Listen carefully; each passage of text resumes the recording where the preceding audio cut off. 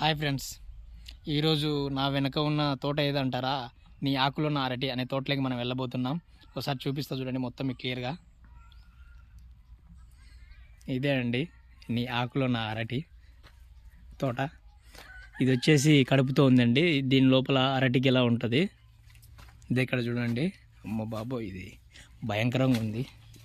ఇక్కడ చూడండి ఎన్ని గులలో, 1 2 3 4 5 6 వచ్చాయి దీనికి.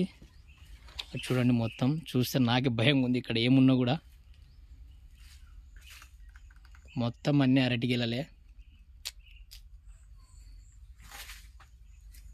నాకు చాలా టెన్షన్ అవుతా ఉంది, ఇక్కడ భయంగా ఉంది.